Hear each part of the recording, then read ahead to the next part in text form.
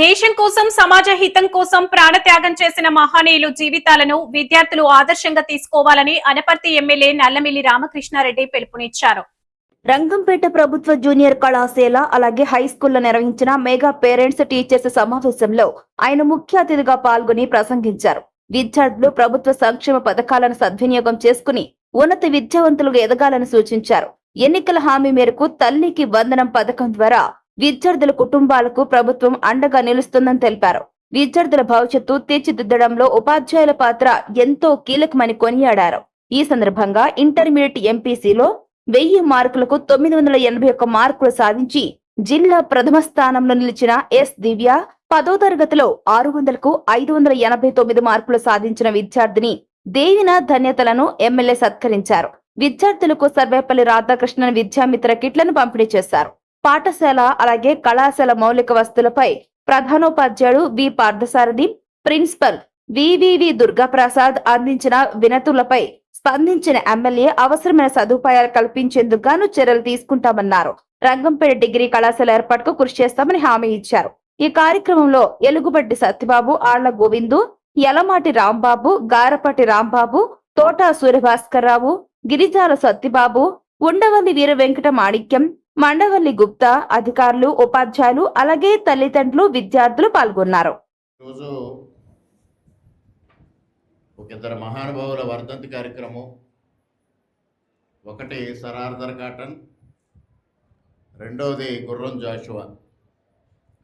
విద్యార్థుల్లో ఎవరికైనా sir Arthur cotton గురించి తెలుసా? చేతులెత్తండి ఒకసారి. విద్యార్థులు ఎవరు లేరు అనుకుంటా, తల్లిదండ్రులే ఉన్నట్టున్నారు.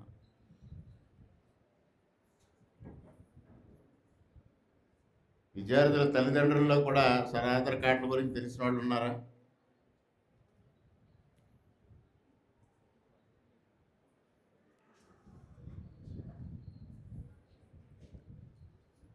తెలిస్తే ఒకసారి చెయ్యొద్దండి. తెలీదా? నాయకుల్లో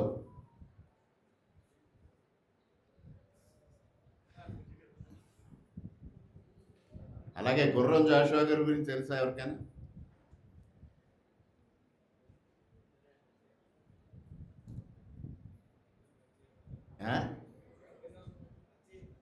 వీరందరూ మనకి జాతికి సంపదలు. సర్ ఆర్థర్ కాటన్ గారు ఇవాళ మనం ఈ ప్రాంతంలో ఈ గోదావరి డెల్టాలో సుభిక్షంగా ఉన్నాము అంటే వారే కారకులు. ఇవాళ ఏదైతే గోదావరి బ్యారేజ్ ధవళేశ్వరాన్ని నిర్మాణం జరిగిందో, అదేవిధంగా కృష్ణాలో ప్రకాశం బ్యారేజ్ జరిగిందో, ఇవన్నిటికీ వారు కారణం. బ్రిటిష్ గవర్నమెంట్లో ఉన్నప్పటికీ కూడా వారు ఈ ప్రాంతానికి మేలు చేయాలనే ఒక అద్భుతమైన ఉద్దేశంతో వారు ఆ రోజు నిర్మాణం చేసి మనకి ఏదైతే సాగునీటి కాలువలు ఉన్నాయో ఈ కాలువలన్నింటినీ ఏర్పాటు చేసి గోదావరి డెల్టా అంటే ముఖ్యంగా పూర్వపు ఉమ్మడి తూర్పుగోదావరి జిల్లా, పూర్వపు ఉమ్మడి పశ్చిమ గోదావరి జిల్లా, ఈ గోదావరి డెల్టా 10 లక్షల ఎకరాలు సుభిక్షంగా ఉండడం కోసం, పంటలు పండడం కోసం, మనందరికీ వాళ్ళ ఈ ఆర్థిక స్థితి ఉన్నతి కలగడం కోసం ఆ మహానుభావుడు కారణం. వారి వర్ధంతి రోజు వారిని మనం నిత్యం స్మరించుకోవాలి. మరి డెల్టా ప్రాంతంలో అనేక మంది పిల్లల పేర్లు అంటే ఈ వాడంకి ఈ జనరేషన్కి తెలియని పరిస్థితి వచ్చింది. మా ప్రాంతంలో కాటం రెడ్డి, కాటం రాజు ఇటువంటి పేర్లు కూడా ఉన్నాయి. ఇంకో ఇక్కడ కాటన్ గారు కూడా ఉన్నారు మనకి. ఇక్కడ కాటన్ గారి పేరు కూడా ఆయన పేరే. ఈ విధంగా పూర్వకాలంలో పెద్దలు వారికి ఇవాళ దురదృష్టం ఏంటంటే ఇక్కడ టీచర్స్ అంతా ఉన్నారు. ఇక్కడ సర్వేపల్లి రాధాకృష్ణ గారి ఫోటోతో పాటు అబ్దుల్ కలాం గారి ఫోటో కూడా ఇక్కడ ఏర్పాటు చేసి ఉంటే సముచితంగా ఉండేది. వారి పేరును కూడా ఇక్కడ కొన్ని అవార్డ్స్ ఇచ్చే కార్యక్రమానికి వారి పేరు పెట్టారు. వారిద్దరూ కూడా ఉపాధ్యాయ వృత్తి నుంచి రాష్ట్రపతి వరకు వెళ్ళిన వ్యక్తులు. ఒకరు సైంటిస్ట్గా, ప్రొఫెసర్గా వారి ప్రస్థానాన్ని మొదలుపెట్టిన వ్యక్తి, టీచర్గా ప్రస్థానాన్ని మొదలుపెట్టిన వ్యక్తి, ఒక అత్యుత్తమ స్థానానికి చేరుకున్న వ్యక్తులు. అదేవిధంగా ఈ భారతదేశం యొక్క లౌకిక రాజ్యం మతాలకి కులాలకి భిన్నంగా, ప్రాంతాలకి భిన్నంగా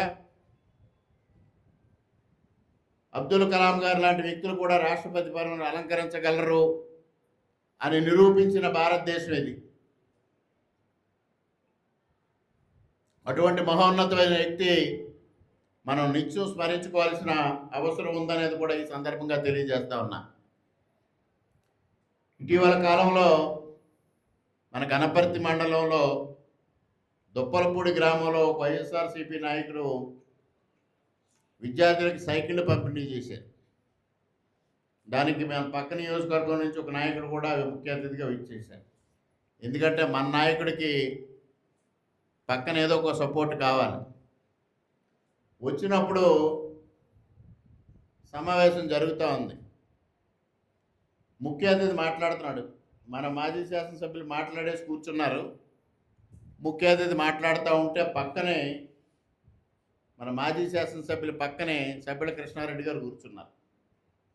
వారు చెప్తా ఉన్నారు, మీరు ఒక మాట చెప్పండి, మళ్ళీ లేచి మీ స్పీచ్లు మిస్ అయ్యారు మీరు.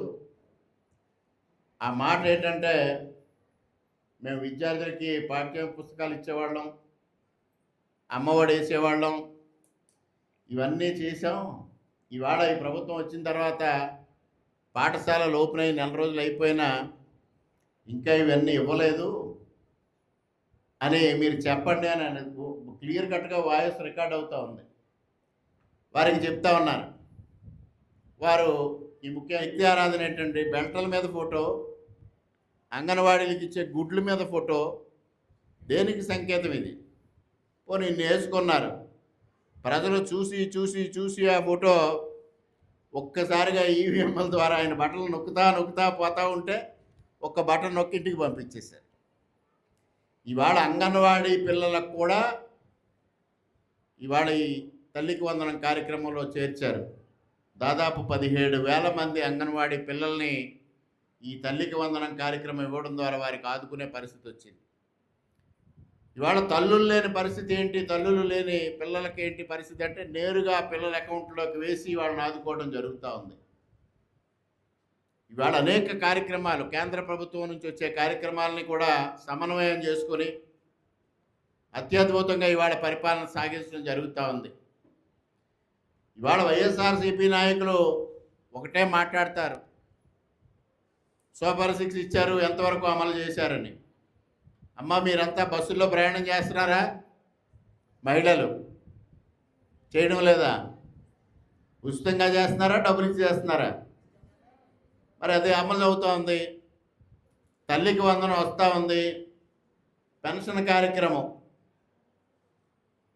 అప్పుడు 2014-19 మధ్యకాలంలో చంద్రబాబు నాయుడు గారు 2,200 రూపాయలు ఉన్న పెన్షన్ 2,000కి పెంచితే నేను 3,000 ఇస్తానని ప్రకటించిన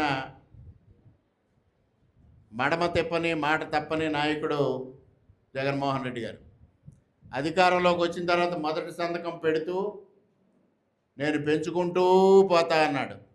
ఆ పెంచుకుంటూ పోయింది 2014 జనవరి వరకు 3,000 అవ్వాల. ఇవాళ కూటమి ప్రభుత్వం వచ్చిన వెంటనే 4,000 ఇచ్చాం. 4,000 ఇస్తూ ఉన్నాం. ఇప్పుడు కొత్తగా మరలా అదనంగా కొన్ని పెన్షన్లు ఇవ్వడం జరుగుతుంది. ఇవాళ అన్నిటినీ మించి ఇవాళ రోడ్ల వ్యవస్థ ఏ విధంగా అవుతుందో ఒకసారి ఆలోచన చేయండి. రోడ్లని గతానికి భిన్నంగా ఇవాళ మీ అందరికీ సౌకర్యవంతంగా తీర్చిదిద్దడం జరిగింది. ఉదాహరణకి ఏడి వ్యత్యాసం ఎందుకు వచ్చింది అనే అనుమానం మీకు రావచ్చు. 15,000 రూపాయలు ప్రభుత్వం నుంచి రిలీజ్ అయ్యి 13,000 రూపాయలు నేరుగా మీ అకౌంట్లోకి వస్తే 2,000 రూపాయలు హై స్కూల్ అకౌంట్స్కి వచ్చి హై స్కూల్ అభివృద్ధి కార్యక్రమాలు చేపట్టడం కోసం ఆ 2,000 రూపాయలు వినియోగించడం జరుగుతూ ఉంది. ఆ రోజుకి ఈ రోజుకి వ్యత్యాసం చూసుకుంటే ఆ రోజు 10,120 కోట్లు, ఈరోజు 10,120 కోట్లు ప్రభుత్వం మీ అకౌంట్స్లో వేయడం జరిగింది. ఆ రోజు 5,540 అంటే వ్యత్యాసం ఆల్మోస్ట్ డబల్. ఆ రోజు 5,000 కోట్లు, ఈరోజు 10,000 కోట్లు. మరి మన నియోజకవర్గానికి తీసుకుంటే రంగంపేట, బెక్కవోలు, అనపర్తి, పెదపూడి 4 మండలాలకి కలిసి 31,319 మంది విద్యార్థులకు సంబంధించి 40,71,47,000 రూపాయలు మరి మీ తల్లుల అకౌంట్లోకి రావడం జరిగింది. మరి గతంలో కార్యక్రమాలు చూసాం, ఇప్పుడు కార్యక్రమాలు చూస్తున్నప్పుడు ప్రతిసారి మన మాజీ శాసనసభ్యులు సూర్యనారాయణ రెడ్డి గారు మీరు సూపర్ 6 అమలు చేయలేదు, సూపర్ 6 అమలు చేయలేదు, రామకృష్ణారెడ్డి ఆ బ్యాలెన్స్ డబ్బు నువ్వు ఇచ్చే అంటూ ఉంటారు. ఇప్పుడు ఇవాళ మన నియోజకవర్గానికి సంబంధించి ఇవాళ 40 కోట్లు వేసింది ప్రభుత్వం, 41 కోటి. మరి ఆల్మోస్ట్ హాఫ్ అప్పట్లో వేశారు, అంటే 20 కోట్లు. ఇంకా కొంతమందికి చివరి సంవత్సరాలు 6,000, 9,000 డిఫరెన్స్లు చూసుకుంటే ఆ 20 కాస్త 26, 27 అవుతుంది. మరి ఇది ఇప్పుడు ఎవరు చెల్లించాలి? ఇప్పుడు ఏదో చెల్లించలేదని నన్ను ప్రశ్నించే వ్యక్తి ఆ బ్యాలెన్స్ డబ్బు, ఒక్క అమ్మఒడికిలో ఉన్న బ్యాలెన్స్ డబ్బు అంటే ఇది 1 సంవత్సరం మాత్రమే చెప్తున్నా నేను, 5 సంవత్సరాలది వారు చెల్లించాల్సిన అవసరం ఉందా లేదా ఒకసారి చెప్పండి అమ్మా. నన్ను ప్రశ్నించే ముందు వారు కూడా చెల్లించాలి కదా. అంటే దాదాపుగా ఒక 100 కోట్ల రూపాయలు వారు మీ అకౌంట్లోకి చెల్లించాల్సిన అవసరం వస్తుంది. అందుకే పెద్దలు గురువింద గింజ సామెత చెప్పారు, గురువింద గింజకి నలుపు తెలియకుండా మాట్లాడుతూ ఉంటుందని. అంటే వారికి ఏమన్నా